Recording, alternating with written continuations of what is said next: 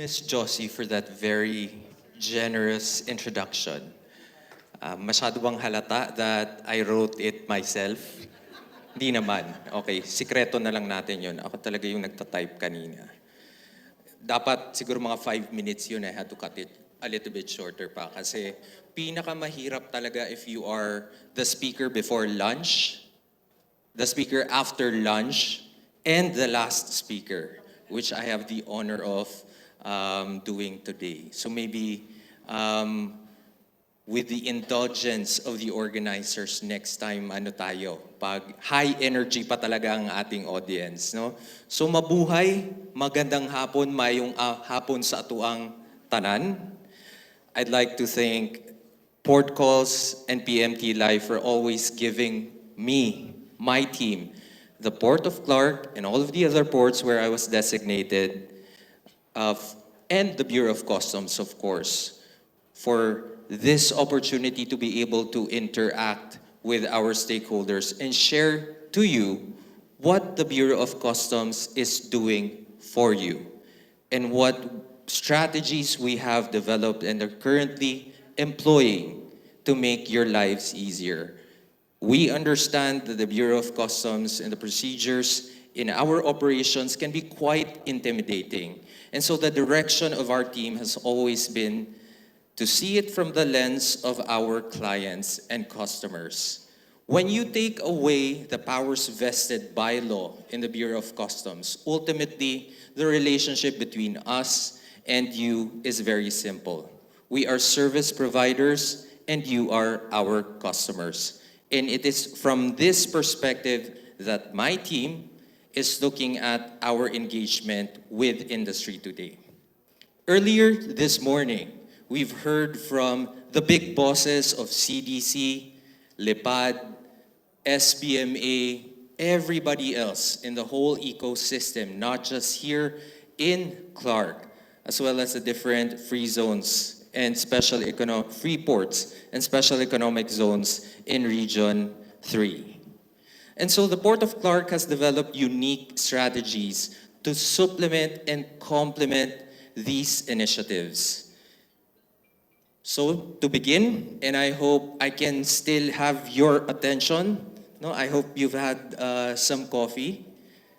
Mataas pa ba energy natin? Meron pa? Very good. I'm happy to hear that. So we started last August when I arrived here in the Port of Clark from the Port of Cagayan de Oro, applying the same formula that I've always used by streamlining our business processes. After streamlining, so initially when we talk about streamlining, how do you go about it? You look at your core and support processes. It may seem like a very simple task, but actually we were able to do it in 1 week.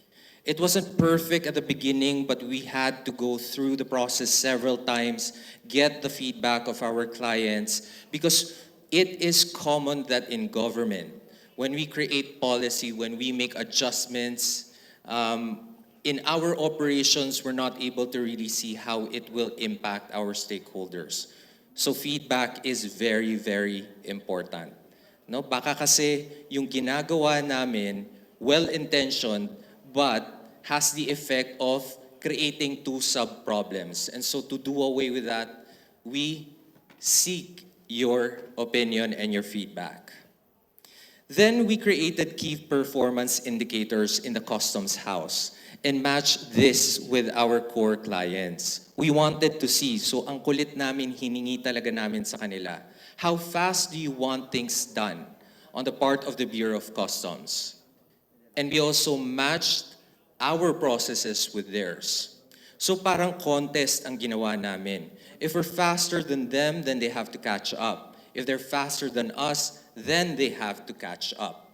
No? And this is something that you can ask our partners here, especially those entities in the Air Express Cargo Operator Service, AECOs. Examples of them would be FedEx and UPS operating primarily here in Clark, DHL in NAIA. Then we created an ad hoc unit, which is what I call the Clark Freeport Zone Division.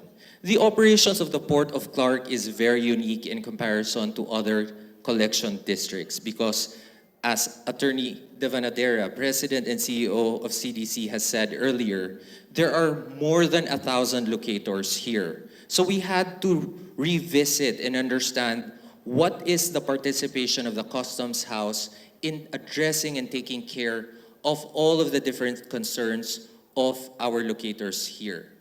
There are several categories of them, but the focus is on those that are in the manufacturing and export-oriented businesses. After this housekeeping, lahat ang ginawa natin, we reconstituted all of the files in the law division to make everything move much faster. Nothing pending, as much as possible, pero slow incremental progress man yan, gumagalaw na ulit lahat. We've also streamlined our procedures on the disposal of overstaying goods. Like I told you, I asked our different clients and stakeholders, ano ba talaga ang ating mga concerns and priorities? And the more honest they are with their complaints, no, the better I feel about it. Because when we invite them, actually, usual yan.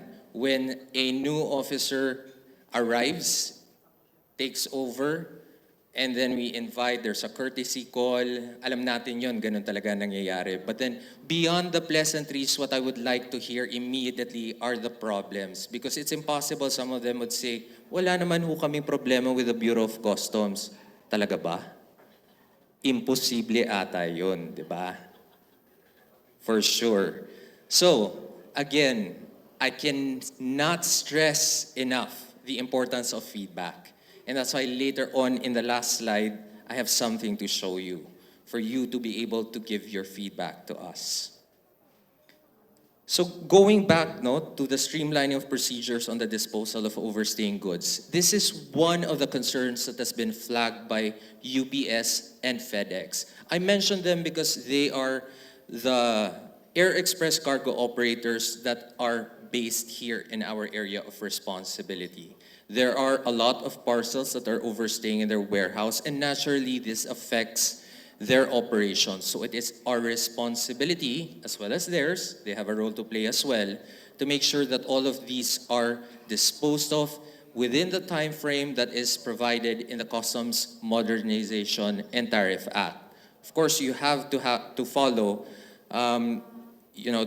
due process requirements, and so all of these things were overhauled. Just so we are able to proceed with everything with haste. Now, this is also another thing that is quite common.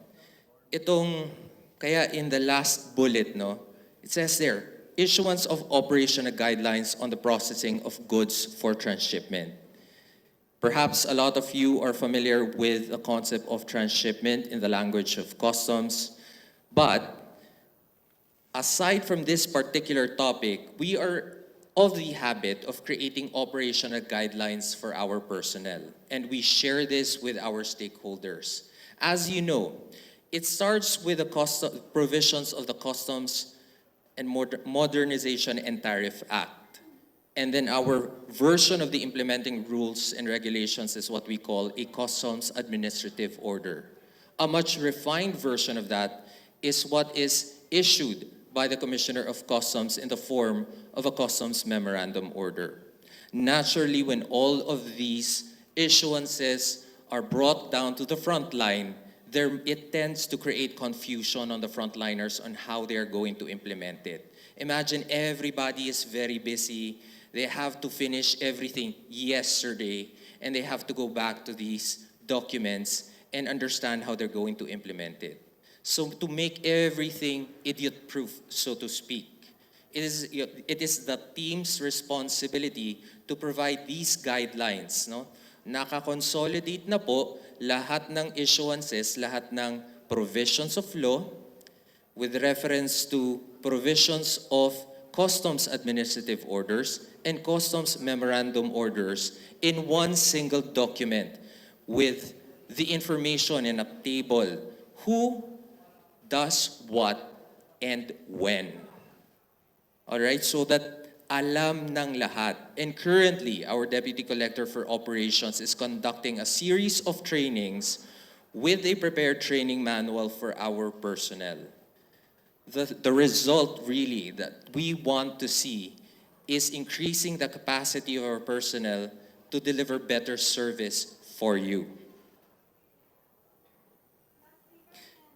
Now, moving forward, we have developed local ICT systems solutions.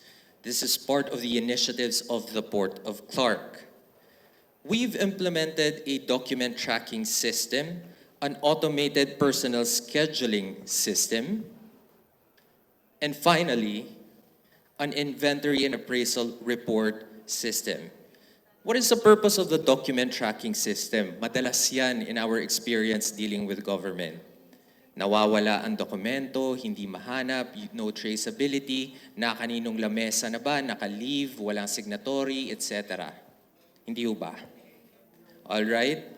Now, because there is a database, paminsan, napapagalitan nga ako ng sarili kong executive assistant dahil pag pinapahanap ko at pinapabaril ko sa barcode, "Sir, nasa lamesa mo, I'm sorry, ako pala yung may pending." Ganun yung nangyayari tuloy. No? But then it's a very simple yet powerful tool for us to make our operations more efficient. Now, with the automated personal scheduling system, we're perfecting this system right now because I have less than 100 people under my charge. These people are rotated in servicing the needs of our terminal. We have one, if not the best, airport in the entire country. Alright, so kailangan mabalanse din namin ang deployment ng mga tao natin. Federal Express and UPS has already signified their intention to expand their operations here in the Port of Clark to make us one of the largest, if not, I think, the largest gateway in this part of Asia Pacific after their hub in China. I hope they will not get mad at me for saying this, no? Because they keep on saying, ano muna, keep a tight lid on it. Pero PortCalls already published this. No? So the cat is out of the bag.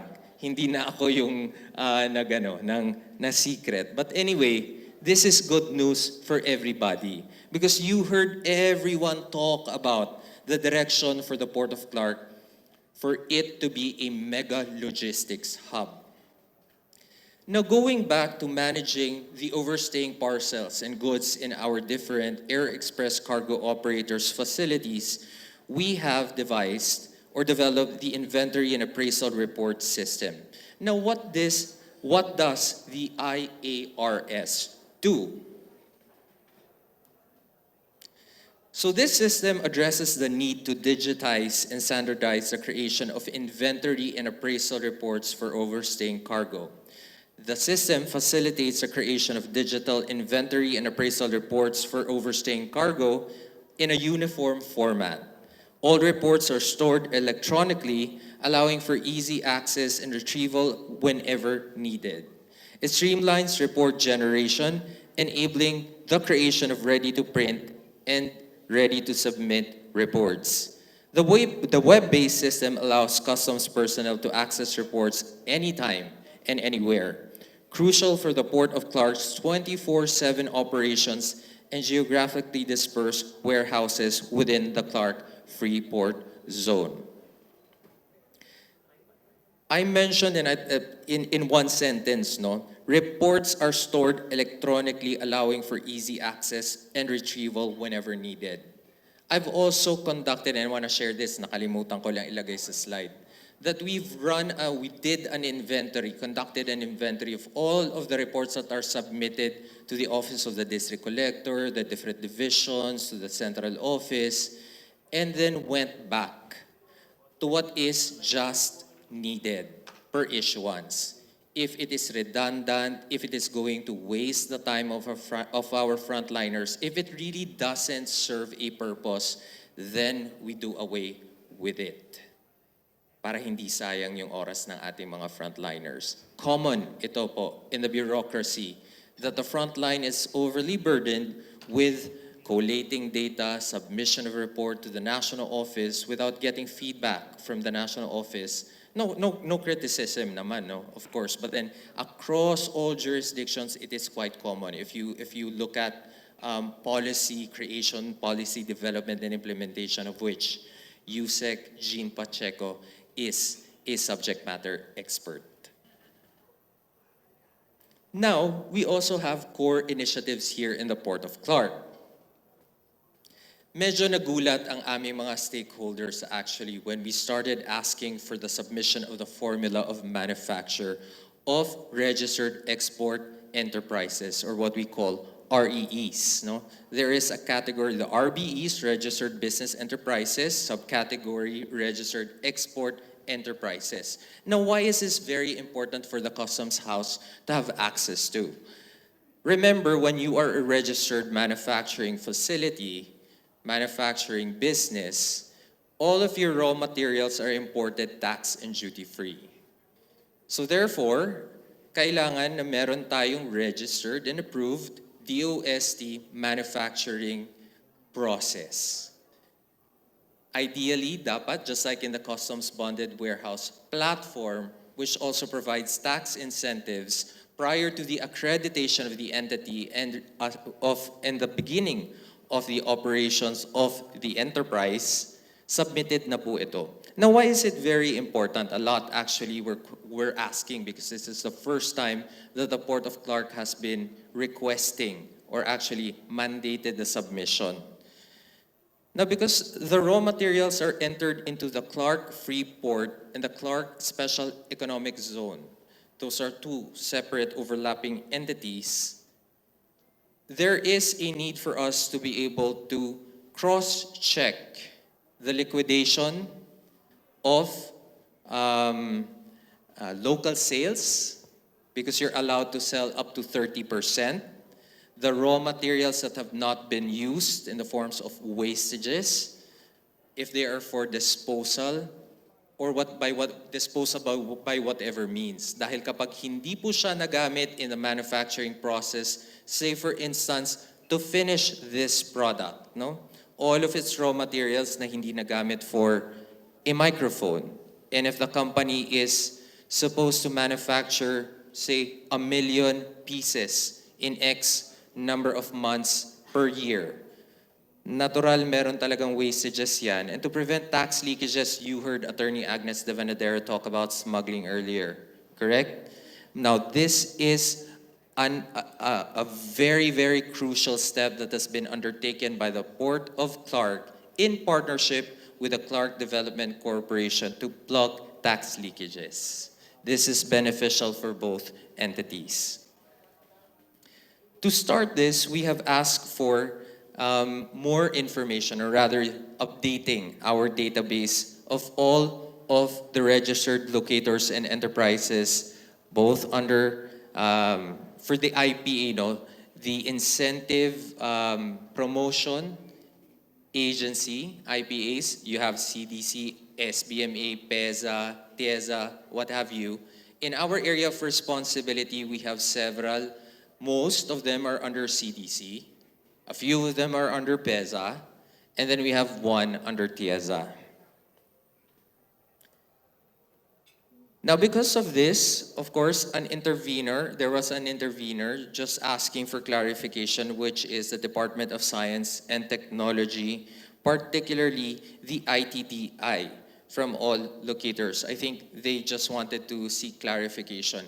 You know, the good thing about here in the Port of Clark is that all of the different authorities are always operating with one mind. So that's why it's so easy to address the concerns of our clients, our locators, our importers, all of the business entities here in the Port of Clark.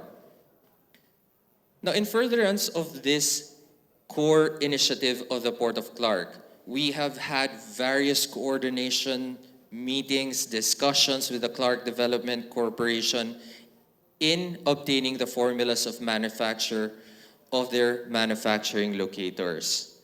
Now, this is not a punitive action. We're not doing this to look for fault. We're helping our clients with their housekeeping as well, so that you are fully capacitated.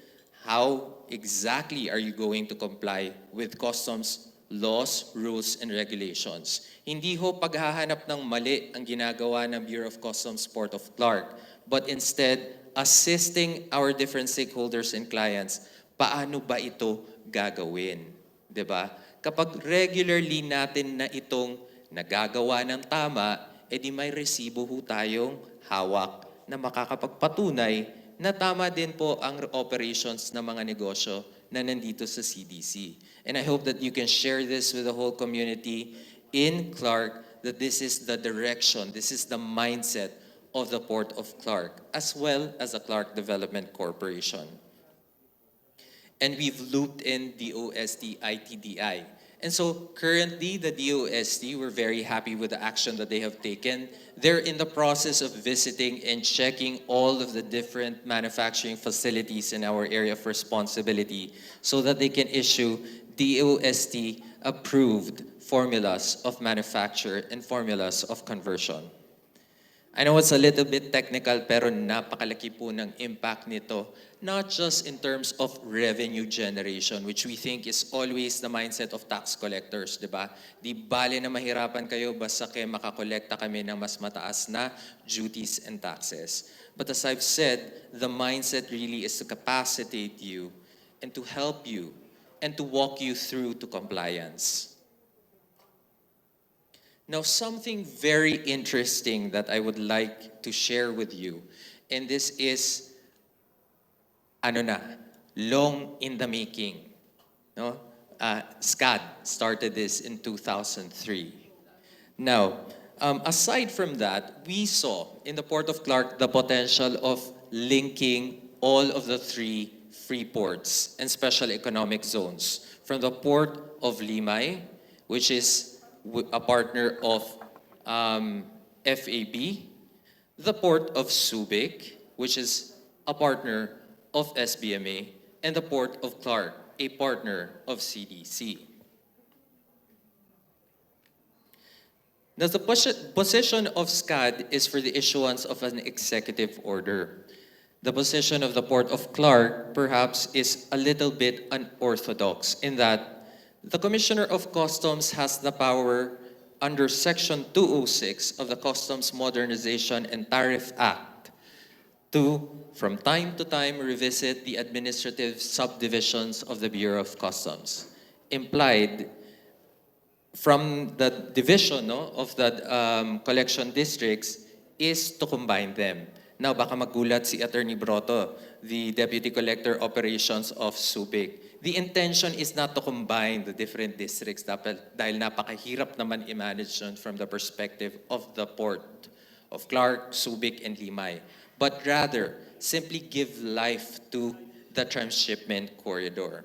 Now, this is very timely because if we could go back, it's very timely because during the trilateral meeting between the Prime Minister of Japan, the President of the United States, and our very own President, there was an agreement to create what we call the Philippine, or rather the Luzon Economic Corridor. This was also discussed this morning, linking Batangas, Manila ports, adjacent ports, all the way to Clark.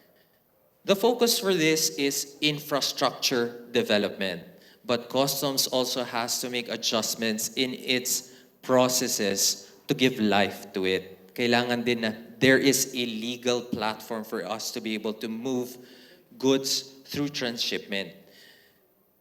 Now, ano ba itong transshipment talaga? So punta tayo sa concept of transshipment. All right. So for our foreign counterparts, they actually refer to this as transit transactions. But in our language, transit and transshipment are different. Per Section 603, huwag ka na lang basahin yung mga section at saka mga kung ano-ano pa. Basta Transshipment refers to the customs procedure under which goods are transferred under customs control from the importing means of transport to the exporting means of transport within the area of one customs office. What does that mean? Halimbawa, merong eroplanong dumating dito sa Port of Clark. The goods that are carried in that aircraft is not intended for consumption in the Philippine market. Neither is it intended to be entered into any free zone or special economic zone, free port or special economic zone locator for conversion or manufacturing. Literally, parang ang mangyayari, kung tayo pa, dadaan lang tayo sa isang airport, magpapalit ng eroplano, connecting flight. Ganun lang din ho yun sa cargo. Pero, with the current framework in the law, it can only happen within the same customs house, customs office, which means the same collection district. So that is why we cannot create that link for sea and air and vice versa without making these adjustments. Now, I was just being a little bit creative in my proposal to the Commissioner of Customs. And I told my boss na sana wag kayong magalit because I am never gonna shut up until I get a favorable response from you. Because I believe in this and I really think as District Collector of the Port of Clark that this is going to benefit the whole ecosystem here and all the way to Subic and all the way as far as Bataan. If we do that, it will be one of the pillars, one of the foundations to really create and position us as a mega logistics hub in the Asia Pacific. In the PowerPoint presentation nga initially, what was written there is in the region. Sabi ko, hindi in the region. As in, baka isipin in region lang natin dito sa Asia Pacific ho. Ang vision talaga nito. Hindi namin, sinasabayan lang namin ng mga different authorities that have already envisioned this many years ago and have been flagged by the different authorities here and the different authorities that are currently in charge of the LEPAD, SIAC, CDC, etc. I think if maalala nyo pa, they mentioned this earlier, right? Precisely why LEPAD, they have 3 phases in the expansion of the airport. As I have mentioned, our AECOs are also expanding their footprint here with a business model really of making it a transshipment hub.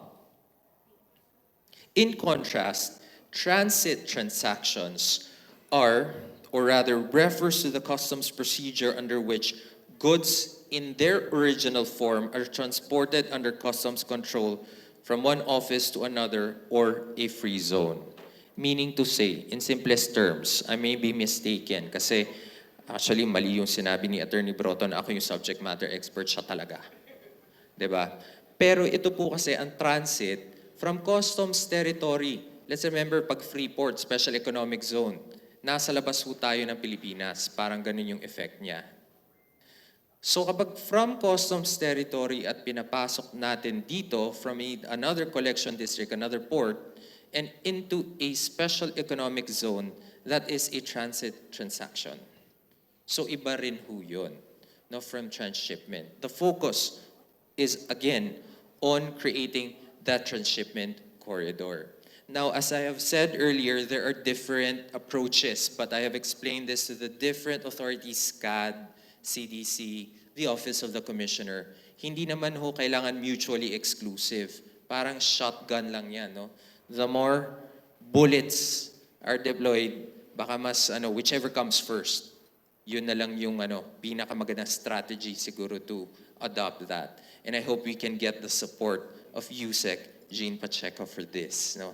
I will be more than happy to bombard your office with all of the research that we have done regarding the matter.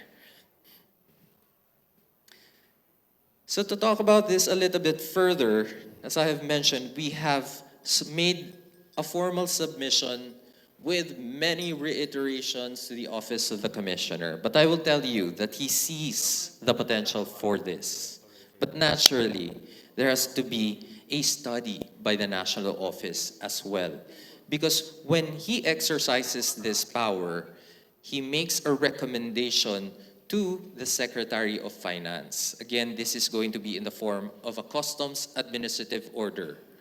How that works is that it is drafted by the team of the Commissioner of Customs, forwarded to the Secretary of Finance for his approval. Ito po rin yung type of document that has been used to separate the Port of Clark from the Port of Manila and to create it and make it its own collection district. Many years ago, I don't know if I was already born when that happened. Now moving on to other initiatives of the Port of Clark, we've also conducted personal audits. Again, I mentioned I have less than 100 people under my charge. Now, it is a priority of the Commissioner as well as of this port to ensure the welfare of our personnel. People who get to rest well dahil 24/7 ang operations ng airport, naturally, higher ang kanilang efficiency. Higher ang kanilang ability to give you better service. And so that is connected to the automated personnel deployment system so as to avoid overlaps in their deployment and to ensure as much as possible that our personnel are given 8 hours of sleep. Why is that important? Diba? Kapag puyat po tayo, talagang hindi tayo makapag-isip ng tama and we're irritable. At saka pa minsan na imbis ma-address natin ang concerns ng ating mga kliyente, nasusungitan naman po natin sila dahil pagod na pagod din po yung mga tao namin. No? So, meron namang mga solution dito because when I look at them, parang ang laki na ng mga eye bags nila at nakakaawa talaga. And I ask them, ilang oras ka ba kailan ka natulog? Kanina sir, 3 hours. And then I have work now for 4 hours and I'm going to rest for another 3 hours. Like, what kind of life is that? But nevertheless, as you know, those that are directly interfacing with the Bureau of Customs, you know the challenges no, that the BOC personnel also face day to day. I was just surprised of the magnitude of the problem here in the Port of Clark. So we've also coordinated with the different investment promotion agencies or IPAs and free zone locators and enterprises here. Sorry, I missed the bullet pala. I've proposed the restructuring of the Port of Clark. Bakit? Pati yan ang naging isang focus talaga. Again, I'll go back. All of the strategies that we have developed and are currently deploying are in response to the needs of industry, similar to what Subic is doing. And this is a product of many, many hours of consultation with the different authorities and the different clients that we have here in the Port of Clark. The idea is to future-proof us so that when all of these things, when infrastructure is present, customs is also ready. Okay, parang ang dami ko na sinabi dyan sa investment promotion agencies.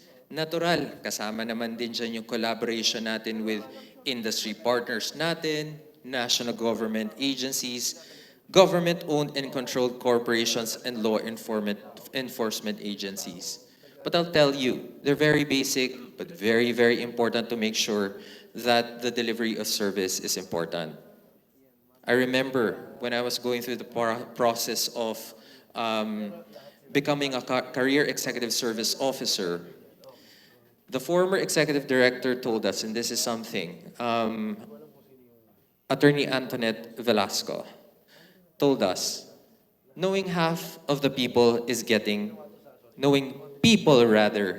half the job done. So that's why it's important to smoothen out the relationships with all of our partners, NGA, LGU, GOCCs, law enforcement. Common naman ho ang goal ng lahat ng government agencies, and that is to improve delivery of service and really give life to ease of doing business.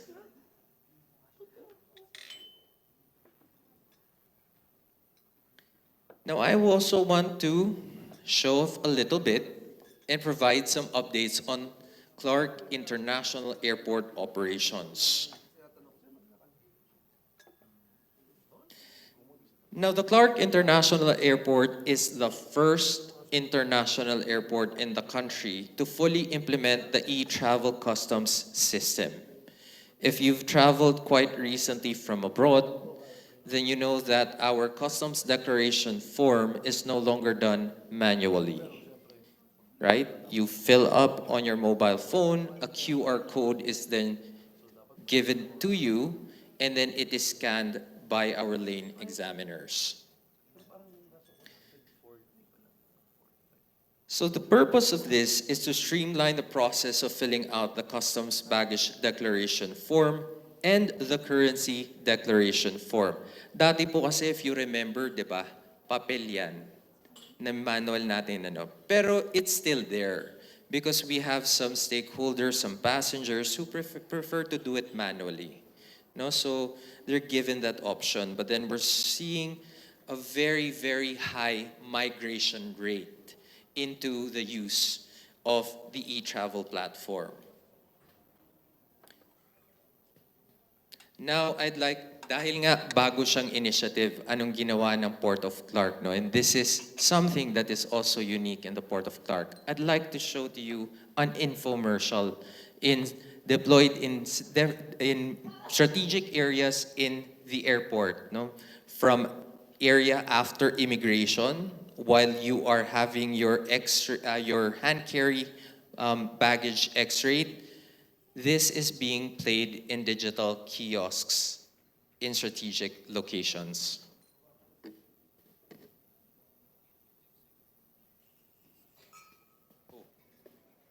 Bakit naka-mute? And from the Philippines. Welcome to the Philippines. Our digital platform ensures a seamless journey with a user-friendly web portal, eliminating the need for paper forms.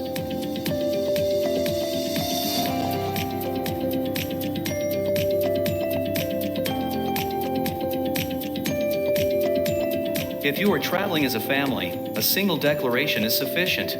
Submit your baggage and currency declarations effortlessly before you arrive or depart, embracing the future of hassle-free travel for your convenience.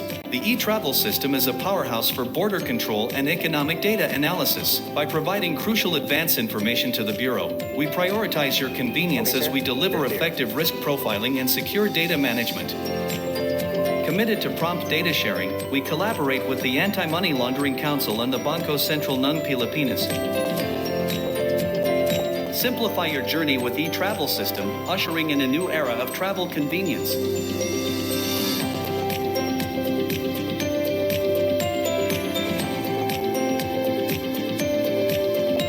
Visit our website now for a transformative travel experience.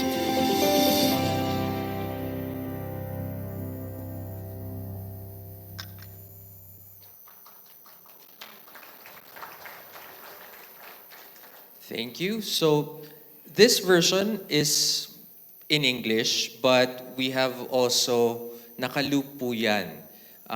We looked at the most number of nationalities who arrive. Number one, Koreans. Next would be Japanese, Chinese, and the others.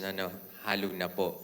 So there are videos that are played in Korean, in Japanese, in Mandarin as well. And we have assisted them at saka nakaano po kasi they do not use the alphabet in diba? That's also a very important thing to note. No, the language is very unique because they have their own script. Now we've also deployed a new state-of-the-art X-ray scanner in the arrival area. No? Pwede rin po tayong magpa-MRI at magpa-CT scan dyan. At kung meron tayong dalang turkey or chicken, paglabas parang nakaturbo na. But kidding aside, why is this very important? Because you understand, one of the core mandates of the Bureau of Customs is to secure our borders. That is why we are very stringent. Again, I'm sure you know about the the thing online quite recently. If you don't, wag nyo nang alamin. But anyway, you know, to clarify, hindi ho bawal magpadala ng pasalubong. But hindi rin ho bawal na ang customs officer ay magtanong at mag-verify. Because dito pa lang, after immigration, sinasabayan nga ho namin, napakaganda ng airport, inayos natin yung deployment of our hand-carry x-ray machines.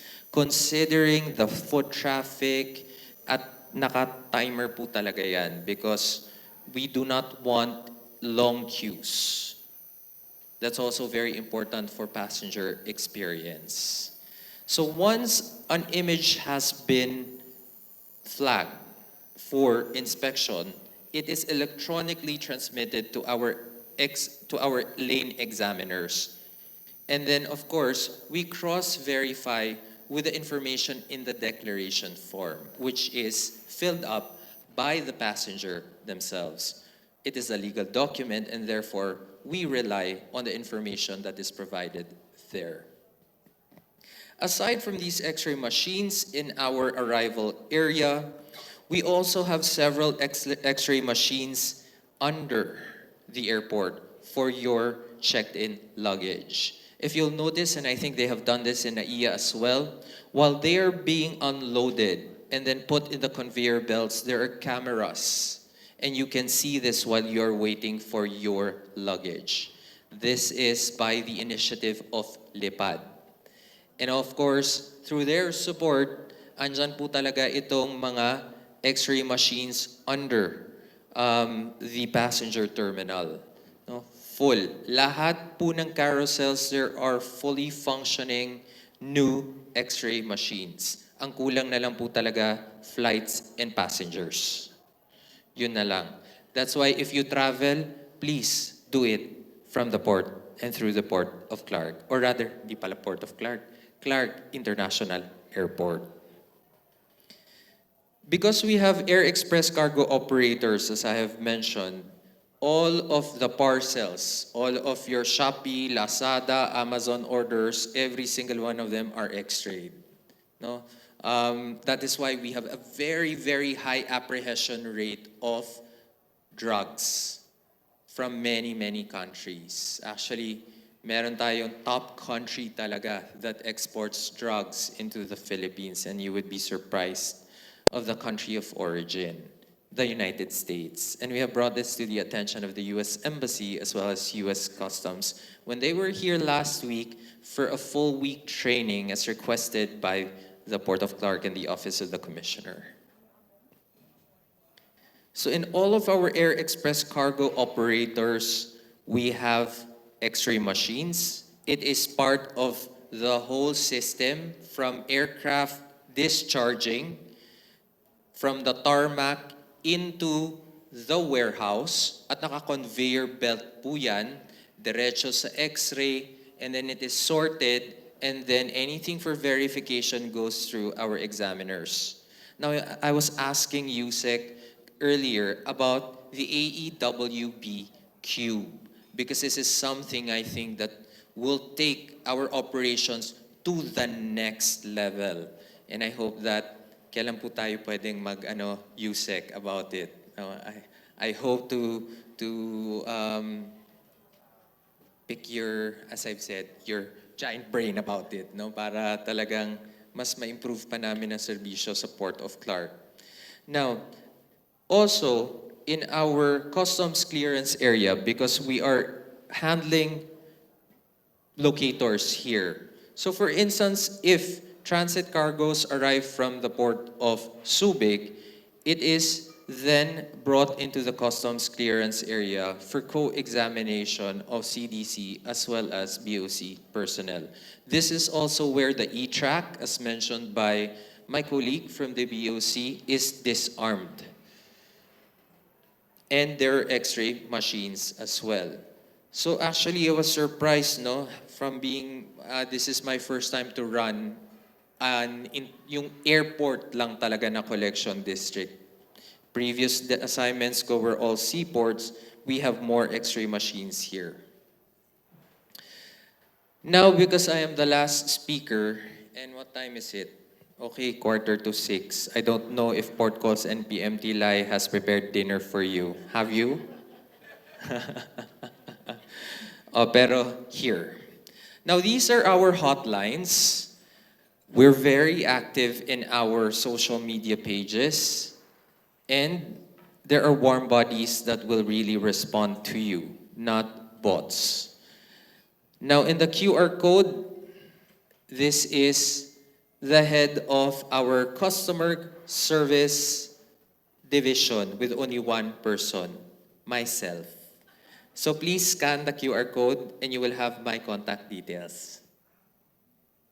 And perhaps if you don't believe me, if you have questions during the panel, you can text para talaga makita ninyo na ako yung kausap ninyo.